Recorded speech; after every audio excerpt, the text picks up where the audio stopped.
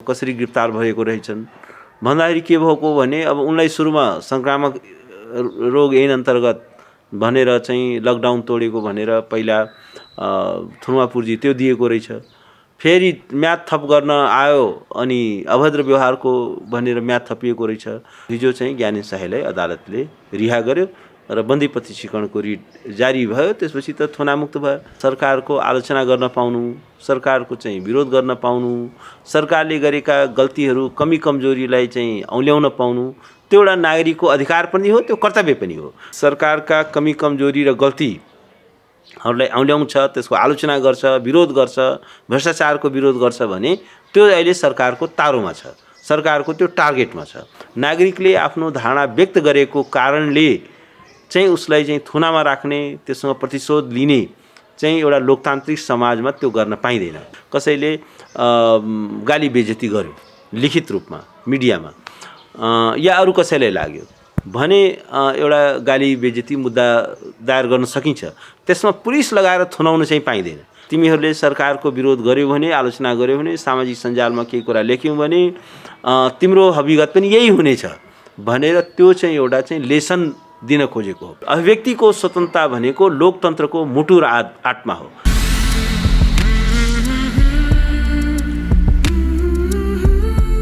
दर्शकबिन्दुहरू, केही विशेष कुराकानी गर्नको लागि यति बेला मसँग वरिष्ठ अधिवक्ता दिनेश त्रिपाठीजी हाम्रो साथमा हुनुहुन्छ।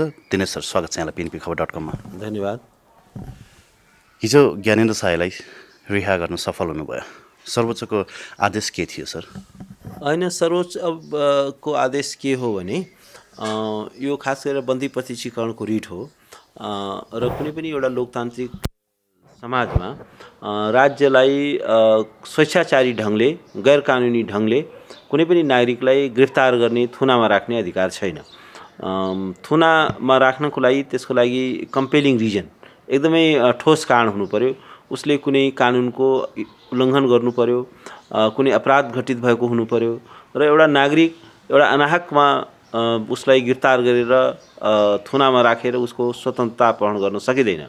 पर्सनल लिबर्टी अर्थात् व्यक्तिगत स्वतन्त्रता भनेको हाम्रो संविधानको मौलिक हकले नै प्रत्याभूत गरेको, ग्यारेन्टी गरेको अधिकार हो, त्यो स्वतन्त्रता हो। कुनै पनि नागरिकको व्यक्तिगत स्वतन्त्रताको हक भनेको त्यो mother of all the liberties, यो चाहिँ सबै स्वतन्त्रताहरूको यो जननी हो र हरेक नागरिकलाई एउटा स्वेच्छाचारी गिरफ्तारी विरुद्धको अधिकार प्राप्त छ। कुनै पनि गिरफ्तारी गैर कानुनी हुँदैन, कुनै पनि गिरफ्तारी स्वेच्छाचारी हुँदैन, कुनै पनि गिरफ्तारी चाहिँ एउटा बदनियतपूर्ण तरिकाले हुनु हुँदैन, कुनै पनि गिरफ्तारी एउटा म्यालाफाइड इन्टेन्सनले बदनियतपूर्ण तरिकाले गिरफ्तार गर्नु हुँदैन र प्रतिशोधका लागि गिरफ्तार गरिनु हुँदैन। राज्यको काम चाहिँ नागरिकहरूको सुरक्षा गर्नु हो, नागरिकहरूको अधिकारको प्रत्याभूति गर्नु हो र त्यो अधिकारलाई खोज्ने काम होइन। अब यो हिजोको सुनवाईमा सबै कुरा आयो, तथ्यहरू सबै आयो, कसरी गिरफ्तार भएको रहेछन् भन्दाखेरि के भएको भने अब उनलाई सुरुमा संक्रामक रोग ऐन अन्तर्गत भनेर चाहिँ लकडाउन तोडेको भनेर पहिला थुनुवापुर्जी त्यो दिएको रहेछ। फेरि म्याद थप गर्न आयो अनि अभद्र व्यवहारको भनेर म्याद थपिएको रहेछ भन्दाखेरि यो त्यसै यो थुना गैर कानुनी देखिहाल्यो। राज्य आफै कन्फ्युज छ भनेपछि यो त बनावटी कृत्रिम केस रहेछ भन्ने कुरा देखियो। किनभने एउटा कुरामा न ठिक छ, थुनुवापुर्जी एउटाको दिने म्याद अर्को किसिमको अपराधको भनेर गर्ने, म्याद थप्ने, अब मुद्दा चलाउँदाखेरि अर्को अपराधको भनेर मुद्दा चलाउने, त्यो चाहिँ मिल्दैन। त्यो भनेको प्रथम दृष्टिमै त्यो एउटा म्यालाफाइड भयो र त्यो चाहिँ स्वेच्छाचारी गिरफ्तारी हो, गैर कानुनी हो। त्यस कारण यो बन्दी प्रत्यक्षीकरणको रिटले के टेस्ट गर्छ भने कि थुना चाहिँ कानुन बमोजिमको छ कि छैन, त्यो कानुन अनुसारको छ कि छैन। यदि थुना चाहिँ गैर कानुनी छ, बदनियतपूर्ण तरिकाले छ, यदि प्रतिशोध लिनका लागि त्यो कसैलाई थुनामा राखिएको छ भने as a matter of right त्यो चाहिँ एउटा नागरिकको अधिकार हो कि त्यो चाहिँ अदालतले उसलाई रिहा गर्नै पर्ने हुन्छ। यदि डिटेन्सन चाहिँ इलिगल छ, थुना चाहिँ गैर कानुनी छ, कानुनी प्रक्रिया चाहिँ पुर्याइएको छैन, सब्स्ट्यान्टिभ र प्रोसिडरल ल, सारवान कानुन र चाहिँ यो चाहिँ के छ भने प्रक्रियात्मक कानुन, कार्यविधि कानुन दुईटैको पालना भएको हुनुपर्छ। त्यस निम्ति यो थुना चाहिँ गैर कानुनी देखिएकोले हिजो चाहिँ ज्ञानेन शाहीलाई अदालतले रिहा गर्यो र बन्दी प्रत्यक्षीकरणको रिट जारी भयो। त्यसपछि त थुनामुक्त भयो। जस्तो यो समग्र केसलाई हेर्दाखेरि जसरी इन्द्र अर्यालजीले भन्नुभएको थियो, यसमा सिडिओ मात्रै होइन, राज्य सरकार नै चाहिँ ज्ञानेन्द्र शाहीलाई दबाउनको लागि परेको भन्ने कुरा देखियो भन्नुहुन्छ। तपाईँले के पाउनुभयो? अब एउटा कुरा के देखिन्छ भने यो राज्य चाहिँ निरन्तर निरङ्कुश हुँदै गइरहेको छ, निरन्तर अधिनायकवादी हुँदैछ, निरन्तर स्वेच्छाचारी हुँदैछ र आफ्ना विरोधीहरूलाई तह लगाउने, विरोधीहरूसँग आफ्नो आलोचकहरू या वास्तवमा के छ भने एउटा सरकारको आलोचना गर्न पाउनु, सरकारको चाहिँ विरोध गर्न पाउनु, सरकारले गरेका गल्तीहरू कमी कमजोरीलाई चाहिँ औल्याउन पाउनु, त्यो एउटा नागरिकको अधिकार पनि हो, त्यो कर्तव्य पनि हो। सरकारले गल्ती गर्दैछ भने त्यहाँ मौन भएर हामी बस्नु हुँदैन, मिडियाले पनि चुप लागेर बस्नु हुँदैन। त्यो चाहिँ के छ भने त्यो कुराले औल्याउनु पर्छ, त्यो कुरा चाहिँ बाहिर ल्याउनुपर्छ, एक्सपोज गर्नुपर्छ। त्यो चाहिँ हरेक नागरिकको अधिकार र कर्तव्य दुइटै हो। तर सरकार के चाहन्छ भने हरेक नागरिक चाहिँ उसको जय जयकार गरोस्, उसले गरेका गल्तीहरू भ्रष्टाचारको कुराहरूलाई बाहिर एक्सपोज नगरोस्। त्यसकारण के हो भने यदि कुनै नागरिकले त्यो सरकारका कमी कमजोरी र गल्तीहरूलाई औल्याउँछ, त्यसको आलोचना गर्छ, विरोध गर्छ, भ्रष्टाचारको विरोध गर्छ भने त्यो अहिले सरकारको तारोमा छ, सरकारको त्यो टार्गेटमा छ। र अब त्यसकारण के हो भने अब उनले भ्रष्टाचार एउटा अभियानका विरोधी अभियानका पनि उनी एउटा क्याम्पेनर हुन्, एउटा अभियानकर्ता हुन् र अब सरकारको आलोचना पनि गर्छन्। त्यस निम्ति सरकारले उनलाई एउटा टार्गेटमा लिएको थियो।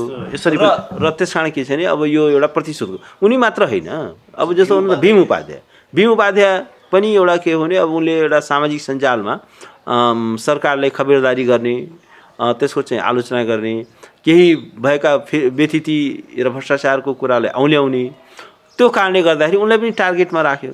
हिजो मात्र एकजना स्टुडेन्ट लिडरलाई बारामा त्यहाँ पनि गिरफ्तार गरिएको छ साइबर क्राइमको। अब विद्युतीय ऐनको अहिले विद्युतीय कारोबार जुन ऐन छ त्यसको राज्यले के गर्दैछ भने म्यासिभ चाहिँ दुरुपयोग गर्दैछ, म्यासिभ मिसयुज चाहिँ गर्दैछ, कानुनको चाहिँ के छ भने एउटा बदनीयतपूर्ण तरिकाले प्रयोग गर्दैछ। वास्तवमा यो विद्युतीय कारोबार ऐनको उद्देश्य चाहिँ एउटा यो इलेक्ट्रोनिक जुन ट्रान्जेक्सन छ त्यसलाई एउटा सेक्योर बनाउनको लागि हो। त्यसमा चाहिँ अब कसैले ह्याक गरिदियो, कसैले डाटा चोरिदियो, कसैले ब्याङ्किङ सिस्टमै गरिदियो, कसैले एटिएम लाई नै त्यो सिस्टमलाई नै ड्यामेज गरिदियो हो, त्यस्तो कुराहरू चाहिँ के हो भने यो चाहिँ साइबर क्राइमभित्र पर्छ। तर अब तपाईँले फेसबुकमा केही लेख्नुभयो, ट्विटरमा केही लेख्नुभयो, कार्टुन छाप्नुभयो, मिडियामा केही बोल्नुभयो, अब एउटा स्पिचलाई क्रिमिनलाइज गर्न मिल्दैन। नागरिकले आफ्नो धारणा व्यक्त गरेको कारणले चाहिँ उसलाई चाहिँ थुनामा राख्ने, त्यससँग प्रतिशोध लिने चाहिँ एउटा लोकतान्त्रिक समाजमा त्यो गर्न पाइँदैन। जस्तो आलोचना त गर्न पाइन्छ सरकारको होइन, तर स्वच्छ आलोचना भएन, त्यहाँ प्रयोग भएका शब्दहरू होइन तुच्छ भए भने त्यसमा गालीगलौज मुद्दा आकर्षित हुन्छ कि हुँदैन? होइन, त्यसमा यस्तो छ, ल ठिक छ, कसैले लाग्यो कि यो चाहिँ व्यक्तिगत रूपमा, तर जस्तो केपी शर्मा ओली प्रधानमन्त्री लाग्यो कि मलाई चाहिँ के छ भने कसैले गाली बेइज्जती गर्यो लिखित रूपमा मिडियामा, या अरू कसैलाई लाग्यो भने एउटा गाली बेइज्जती मुद्दा दायर गर्न सकिन्छ। त्यसमा पुलिस लगाएर थुनाउन चाहिँ पाइँदैन। त्यसमा चाहिँ के हो भने व्यक्तिले नै चाहिँ के छ भने जिल्ला अदालतमा गाली बेइज्जतीको मुद्दा दायर गर्नुपर्ने हुन्छ। र यो राति अब अहिले भीम उपाध्यायजीलाई त रातको अन्धकारमा समातेर ल्याइयो, लकडाउनको बेलामा अब ठुलो सङ्ख्यामा प्रहरी परिचालित गरियो, सारा घर नै घेराइ गरियो, एजिब कि उहाँ चाहिँ कुनै ठुलै आतङ्कवादी हो, कुनै जघन्य अपराधी हो जस्तो गरेर राज्यले व्यवहार गर्यो र एउटा सारा घर परिवार नै आतङ्कित हुने गरी। त्यो के एउटा यस्तो थियो, अहिले लकडाउनको बेला थिए, कोही मान्छे कहीँ भागेर जान सक्ने अवस्था पनि थिएन, राति चाहिँ के छैन अन्धकारमा गएर उनलाई समात्नु, यो भनेको के भने राज्यले चाहिँ के छ भने आतङ्कित गर्न खोजेको हो, नागरिकहरूलाई भयभीत गर्न खोजेको हो। एकजना भीम उपाध्यायलाई मात्र गिरफ्तार गरिएको होइन कि ज्ञानेन शाहीले मात्र गिरफ्तार गरिएको होइन कि यो चाहिँ यो मुलुकको करोडौँ मान्छेहरूलाई चाहिँ के छ भने एउटा वार्निङ दिएको हो कि हेर तिमीहरूले सरकारको विरोध गर्यौ भने, आलोचना गर्यौ भने, सामाजिक सञ्जालमा केही कुरा लेख्यौ भने तिम्रो हविगत पनि यही हुनेछ भनेर त्यो चाहिँ एउटा चाहिँ लेसन दिन खोजेको हो, पाठ सिकाउन खोजेको हो, आतङ्कित गर्न खोजेको हो। र यो त के छ भने उहाँहरू त एउटा प्रतिनिधि पात्र हो र उहाँहरू एक्लो हुनु। योभन्दा अगाडि पनि साइबर क्राइमको इस्युमा चाहिँ के छ भने धेरै मान्छेहरू कोही कार्टुन सेयर गर्यो भनेर मेरो मनमा प्रश्न यही उब्जिया छ यति बेला कि यति चर्चित पात्रहरू पूर्व सचिव भीम उपाध्याय र जनताका प्रिय पात्र ज्ञानेन्द्र साई त यसरी अनाहकमा दुःख पाउनु पर्यो प्रहरी कस्टडीमा भने अरू आम नागरिकले यो कानुनको दुरुपयोग गरेर होइन कति दुःख पाइरहेका छन् त। अनि धेरै ठुलो सङ्ख्यामा मान्छेहरूलाई आतङ्कित पारिएको छ र यसले एउटा अर्को के गरेको छ भने धेरै मान्छेहरू अहिले सेल्फ सेन्सरसिपमा छन्। मिडिया नै अहिले सेल्फ सेन्सरसिपमा छ किनभने अब अहिले सरकारको आलोचना गरौँ केही बारेमा भ्रष्टाचारको विरोध गरौँ व्यथित उजागर गरौँ सरकारले लगेर साइबर एक्ट लगाएर हामीले पनि थुनिदिने हो कि भनेर धेरै मान्छे अब लेख्नै छोडिसके लेख्नै डराइसके। भन्दाखेरि के हो भने एउटा चाहिँ थुन्न चाहिँ अब किनभने अब यदि थुन्ने हो भने त अब लाखौँ मान्छे थुन्नुपर्ने हुन्छ किनभने अहिले हातमा चाहिँ सबैको चाहिँ स्मार्टफोन छ र एउटा गाउँको किसान एउटा विद्यार्थी जसले पनि अहिले आफ्नो कुरा सम्प्रेषित गर्न सक्छ सोसल मिडियामा। अब यदि त्यसरी हो भने त लाखौँ मान्छेलाई थुन्नुपर्ने हुन्छ। लाखौँ मान्छे थुन्न सक्ने क्षमता चाहिँ यो सरकारसँग छैन त्यो त्यति जेल पनि छैन त्यति थुनुवा घर पनि छैन झन् त्यसको यस्तो बेलामा झन् लकडाउनको बेला पनि। तर के छ भने त्यसमध्येको केही पात्रहरूलाई उसले चाहिँ के छ भने गिरफ्तार गरेर मुद्दा चलाएको छ थुनेको छ। यसबाट के हो भने एउटा चाहिँ आम चाहिँ के छ भने नागरिकहरूलाई उसले एउटा चाहिँ तर्साउन खोजेको एउटा भयभीत बनाउन खोजेको उनीहरूलाई चाहिँ के छ भने एउटा सेल्फ सेन्सरसिपमा बस्नलाई बाध्य गराएको र लेख्यो भने अब मान्छे चाहिँ के छ भने त्रसित हुनुपर्ने भयो। सबै मान्छे त के छ भने एकदमै करेजियस त हुँदैन नि कि एकदम हिम्मत लिएर जेलमा थुने पनि थुनोस् मलाई चाहिँ मुद्दा चलाए पनि चलाओस् भनेर त्यसरी रिस्क लिने मान्छे त धेरै थोरै हुन्छ नि त। मिडिया पनि धेरै थोरै हुन्छ नि त। धेरै मिडिया त यहाँ बिकाउ मिडिया छ धेरै मिडिया त सरकारको जय जयकार गर्ने मिडिया छ। धेरै मिडिया त कस्तो छ भने खास गरी कर्पोरेट मिडियालाई त गभर्मेन्टले यसै कन्ट्रोल गरिदिन सक्छ। उसलाई चाहिँ साइबर क्राइम मुद्दा पनि लगाउँदैन उसलाई ट्याक्सवालामा चाहिँ के छ भने छानबिन गर्नुपर्छ भनिदिन्छ उसलाई तेरो चाहिँ के छ भने न्युज प्रिन्टको कुरामा चाहिँ कन्ट्रोल गरिदिन्छ उसलाई अरू चाहिँ के छ भने जुन अरू कानुनहरू छ नि ट्याक्सेसन लदेखि लिएर अरू त्यसमा चाहिँ इन्डाइरेक्ट चाहिँ टाइट गरिदिन्छ। त्यस कारण के हो भने अहिले चाहिँ के छ भने डिरेक्टली र इन्डिरेक्टली अहिले के हो भने नागरिकको अभिव्यक्तिको स्वतन्त्रता सङ्कटमा छ। अभिव्यक्तिको स्वतन्त्रता भनेको लोकतन्त्रको मुटु र आत्मा हो। This is a heart and soul of the constitution. जुन मुलुकमा विचार र अभिव्यक्तिको स्वतन्त्रता छैन नागरिकलाई आफ्नो कुरा भन्न पाउने एउटा भयरहित वातावरण हुनु पर्यो। हेर्नुहोस् लोकतन्त्र भनेको के हो भने एउटा भयरहित वातावरणमा ढुक्क भएर हरेक नागरिकले आफ्नो सरकारको चाहिँ आलोचना गर्न पाउनु पर्यो विचार व्यक्त गर्न पाउनु पर्यो सरकारलाई मन नपर्ने विचार पनि राख्नु पर्यो। र हिजो मैले अदालतको बहसमा पनि यो भने कि प्रधानमन्त्रीजीको त्यो कर्कस उहाँले भन्नुभयो नि कि यो अहिले भ्रष्टाचारको विरोध गर्यो भने यस्ता कर्कस स्वरहरू सुनिँदैछ। त मैले भने कि लोकतन्त्रमा एउटा नागरिकलाई कर्कस शब्दमा बोल्ने अधिकार छ।